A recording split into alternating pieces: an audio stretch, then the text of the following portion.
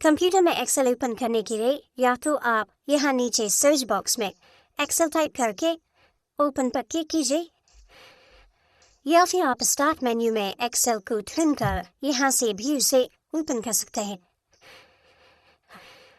Open करते ही सबसे पहले आपको ये स्टार्टअप स्क्रीन शो होती है, ऑल्दो डिपेंडिंग ऑन कि आप कौन सा एक्सेल वर्जन यूज़ कर रहे हैं, लाइक एक्सेल 2010, एक्सेल 2013, एक्सेल 2016 और एक्सेल 2090, तो इस इंटरफेस में थोड़ा बहुत इंटरफेरेंस हो सकता है। बट फिलहाल हम यूज़ कर रहे हैं Microsoft office LTSC professional plus 2021। लेकिन आपको परेशान होने की बिल्कुल भी ज़रूरत नहीं है, एक्सेल के सभी वर्जन्स काफ़ी सिमिलर हैं। अगर आप 2021 वर्जन सीख गए तो आप किसी भी एक्सेल वर्जन में काम कर पाएंगे। लेकिन अगर आप एक्सेल 2021 वर्जन को फ्री में प्रोडक्ट के साथ डाउनलोड करना चाहते हैं तो डिस्क्रिप्शन में हमारे टेलीग्राम चैनल का लिंक दिया गया है, उसे ज्वाइन कीजिए। हम वहाँ पर जल्द ही माइक्रोसॉफ्ट ऑफिस के सभी एप्लीकेशंस को फ्री में कैसे डाउनलोड कर सकते हैं इसका तरीका आपको बताने वाले हैं। तो स्टार्ट पे स्क्रीन में आपको यहाँ लेफ्ट साइड में कुछ टैब्स देखने को मिलती हैं, जैसे होम, न्यू और ओपन। अगर आप बाकी माइक्रोसॉफ्ट ऑफिस एप्लीकेशंस को ओपन करें जैसे वर्ड और पावर पॉइंट को, तो उनकी स्टार्टअप स्क्रीन भी ऑलमोस्ट सिमिलर ही होती है। तो होम टैब से आप एक ब्लैंक वर्कबुक ओपन कर सकते हैं। फिर ये welcome to Excel drop down tutorial formula tutorial दिखाई दे रहे हैं। ये बेसिकली एक्सेल ट्यूटोरियल टेम्पलेट्स हैं और जिससे आप स्टेप बाय स्टेप एक्सेल सीख सकते हैं। हालांकि अब इसकी आपको कोई ज़रूरत नहीं, क्योंकि मैं तो आपको सिखा ही रहा हूँ। मोर टेम्पलेट्स पर क्लिक करके आप एक्सेल की बिल्ट इन टेम्पलेट का यूज़ करके वो बुक क्रिएट कर सकते हैं। यहाँ कई सारी टेम्पलेट्स दी गई हैं जिनमें से आप अपनी रिक्वायरमेंट के हिसाब से किसी एक को चूज़ कर सकते हैं। फॉर एग्जांपल, मुझे मंथली बजट क्रिएट करना है तो मैं इस टेम्पलेट को यूज़ कर सकता हूँ। यहाँ नीचे रिसेंट में आपको उन वर्क बुक्स या एक्सेल फाइल की लिस्ट देखने को मिलेगी जिन्हें आपने हाल ही में क्रिएट किया होगा। पिन में वो वर्क बुक्स होंगी जिन्हें आपने पिन किया होगा। जब मैं वर्कबुक या एक्सेल फाइल बोलता हूँ तो आपको कंफ्यूज नहीं बनाए, ये एक ही चीज़ है। फिर न्यू में अगर आप क्लिक करते हैं तो यहाँ से आप एक न्यू ब्लैंक वर्कबुक क्रिएट कर सकते हैं। ओपन पर क्लिक करके आप पहले से सेव्ड वर्कबुक्स को एक्सेल में ओपन कर सकते हैं। तो चलिए सबसे पहले एक ब्लैंक वर्कबुक ओपन करते हैं। इसके लिए आपको फॉर्म में ब्लैंक वर्कबुक के ऊपर क्लिक करना है। तो ये है एक्सेल का इंटरफेस जिस पर बेसिकली आपको काम करना होता है। तो एज ए बिगिनर आपको सबसे पहले इस इंटरफेस को समझने की ज़रूरत है। तो ये ऊपर पूरा एरिया रिबन कहलाता है, जिसमें कई सारी टैब्स जैसे file, home tab, insert tab, page layout tab, formulas tab, data tab, review tab, view tab और हेल्प टैब मौजूद है।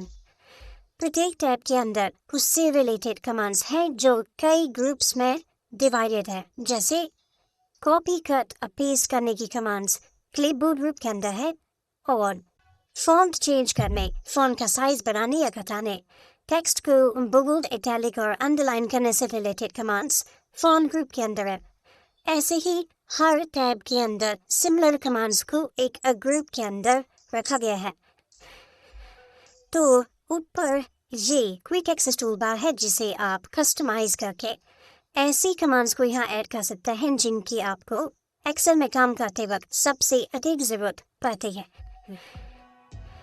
ये इस वर्कबुक का टाइटल है। हम इस वर्कबुक को जिस भी नाम से सेव करेंगे वो नाम हमें यहाँ टाइटल के रूप में दिखाई देगा।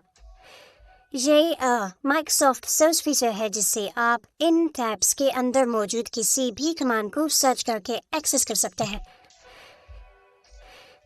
रिबन डिस्प्ले ऑप्शंस में अगर आप ऑटो हाइड रिबन पर क्लिक करेंगे तो इससे रिबन हाइड हो जाएगी।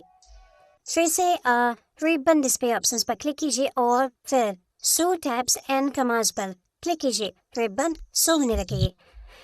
हालांकि अगर आप यहाँ से शो टैब्स पर क्लिक करते हैं तो फिर आपको सिर्फ रिबन टैब्स ही शो होंगे। कमांड्स को शो करने के लिए उस टैब पर क्लिक करें। ताकि आप इस अप एरो पर क्लिक करके या कीबोर्ड में Ctrl+F1 दबाकर रिबन एरिया को हाइड और शुरू कर सकते हैं। फिर नीचे ये जो रोज और कॉलम्स हमें दिखाई दे रहे हैं, इसे कहते हैं शीट या वर्कशीट, जिस पर हम बेसिकली काम करते हैं या इंफॉर्मेशन और डेटा को एंटर करते हैं।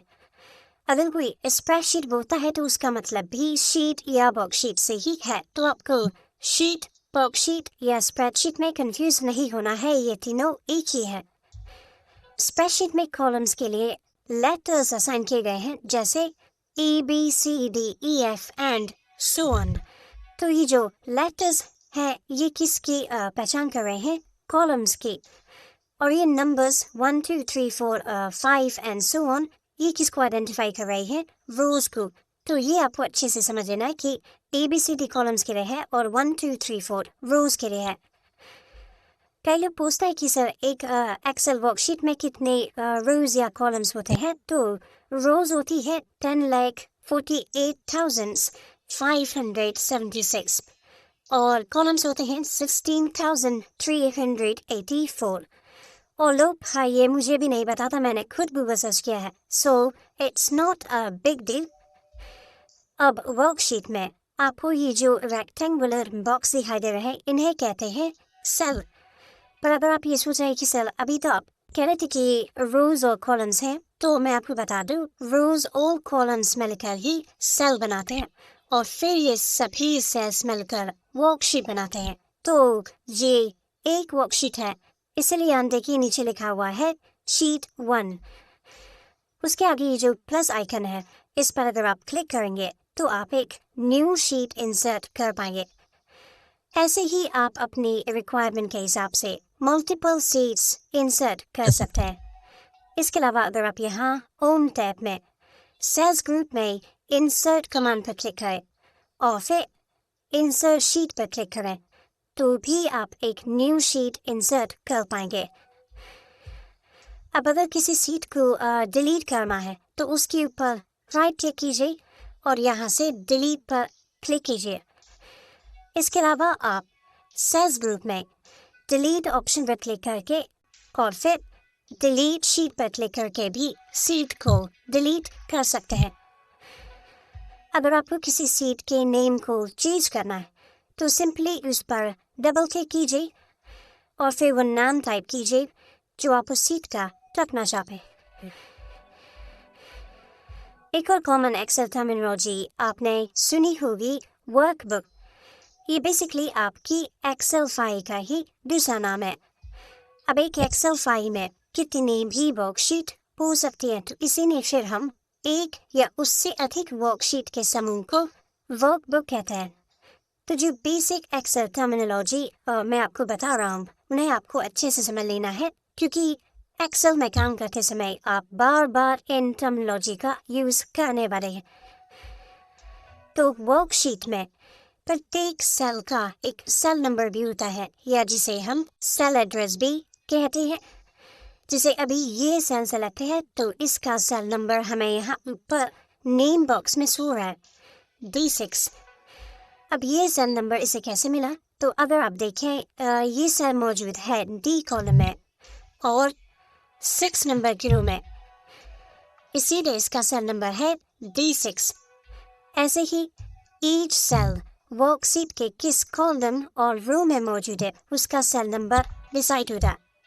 इसी नंबर को हम सेल रेफरेंस भी कहते हैं। तो सेल रेफरेंस बहुत इंपॉर्टेंट होता है जब हम वर्कशीट में